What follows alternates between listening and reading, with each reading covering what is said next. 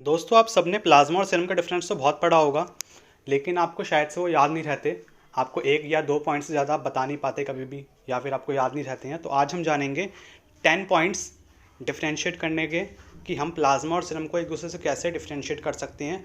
और इन 10 पॉइंट में से आपको कुछ पॉइंट्स याद होंगे और जौन से पॉइंट नहीं याद होंगे वो आप नए पॉइंट सीख लेंगे। तो चलिए देखते हैं।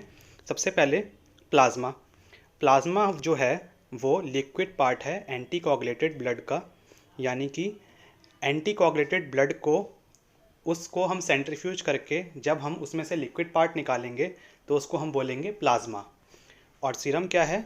सीरम है लिक्विड पार्ट कोगुलेटेड ब्लड का, यानी कि क्लॉट हुआ वो ब्लड, यानी कि जमा हुआ ब्लड। यानी कि ब्लड जब आपका क्लॉट हो जाएगा उसके बाद उसमें से जब हम कोई लिक्विड निकालेंगे तो उसको हम क्या बोलेंगे? सीरम। आगे हम देखते हैं। आपको स्क्रीन पर दिख रहा होगा एक सेंट्रीफ्यूज है और ये आपकी कुछ वाइल्स हैं जो हम सेंट्रीफ्यूज में डाल रहे हैं। अब ये हम वाइल को सेंट्रीफ्यूज में डालेंगे तो क्या होगा? इसके बाद हम इसको अच्छे से घुमाएंगे, सेंट्रीफ्यूज करेंगे, रोटेट करेंगे। तो रोटेट करने से क्या होगा? आपका जो ब्लड सेल्स है वो नीचे आ जाएंगे और जो प्लाज्मा या फिर सीरम होगा, लिक्विड पोर्शन होगा, वो ऊपर आ जाएगा, सुपरनेटेंट में मिलेगा आपको। तो प्लाज्मा और सीरम में देखते हैं हम। प्लाज्मा को हम कब पा सकते हैं? जब हम एंटी कोगुलेटेड ब्लड को सेंट्रीफ्यूज करें। और सीरम हमको कब मिलता है? जब हम कोगुलेटेड ब्लड को या फिर क्लॉटेड ब्लड को सेंट्रीफ्यूज करते हैं।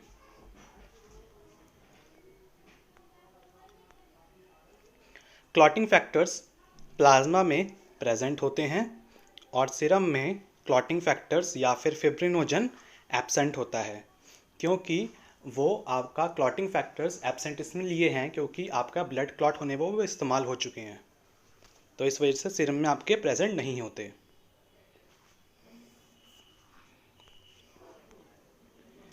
Plasma is equals to serum plus clotting factor, और serum is equals to plasma minus clotting factor, यानी कि प्लाज्मा में से जब हम क्लॉटिंग फैक्टर रिमूव कर देंगे तो वो क्या कहलाएगा? सीरम।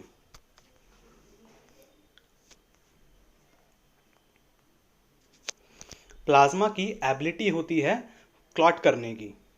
अगर हमको कोई क्लॉटिंग का टेस्ट करना है तो हम वो किससे करेंगे? प्लाज्मा से। लेकिन सीरम की कोई भी एबिलिटी नहीं होती दोबारा क्लॉट करने की, क्योंकि वो पहले से ही ब्लड को क्लॉट होने के बाद ही निकला है।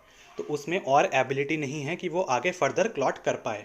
तो इसी वजह से कोगुलेशन के जितने भी टेस्ट होते हैं उसमें आपका प्लाज्मा इस्तेमाल होता है।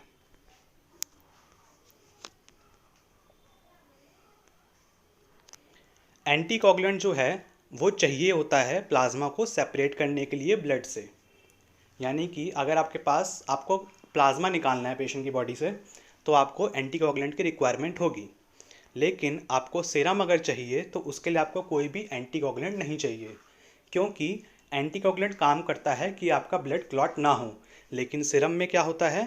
आपका ब्लड जो है क्लॉट होने के बाद ही निकलता है, तो इसमें एंटीकोगुलेंट की कोई नीड नहीं होती।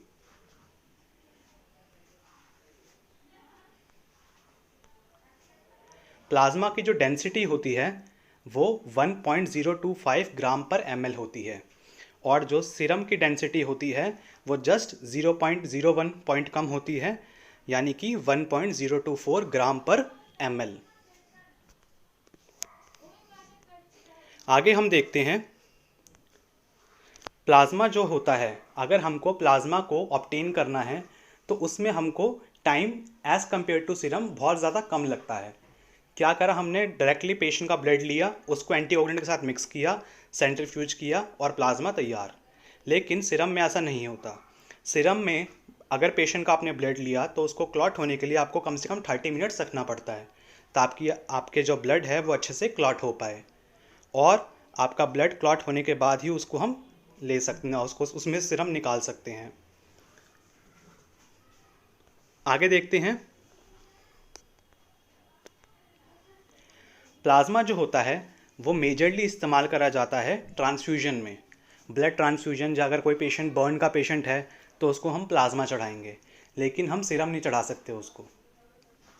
और साथ ही साथ प्लाज्मा आपका कुछ डायग्नोस्टिक टेस्ट में, जैसे मैंने आपको बताया था कोगुलेशन प्रोफाइल में, पीटी, एपीडीटी, डी डाइमर, इन सब में आपका प्लाज्मा इस्तेमाल होता है।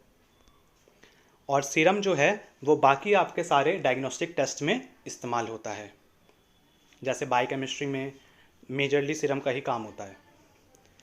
आगे हम देखते हैं दोस्तों, आपको स्क्रीन पे कुछ वाइल्स दिख रही होंगी, ब्लड कलेक्शन ट्यूब। जब भी हम ब्लड कलेक्ट करते हैं तो कलेक्ट करने के बाद आपका ब्लड जो है इन वाइल्स में डाला जाता है। अब कौन सी वाइल में आपका सीरम निकलेगा और कौन सी वाइल में प्लाज्मा निकलेगा, वो डिपेंड करता है कि कौन सी वाइल में एंटीकोगुलेंट है और कौन सी वाइल में एंटीकोगुलेंट नहीं है। तो दोस्तों, जिन वाइल्स के ऊपर आपको रेड कलर का टिक दिख रहा है उन सब में एंटीकोगुलेंट है, यानी कि इन वाइल्स में आपको क्या मिलेगा, प्लाज्मा। और बाकी जो दो बची हुई हैं, रेड और येलो कलर का टॉप, रेड वाइल और येलो वाइल, उसमें आपको क्या मिलेगा, सीरम। दोस्तों, अगर आपको वीडियो समझ में आई हो तो प्लीज़ वीडियो को लाइक करिएगा और आप कमेंट सेक्शन में बताइए मेरे को कि आपको इसमें से कितने पॉइंट्स याद थे और आपने कितने पॉइंट्स सीखे।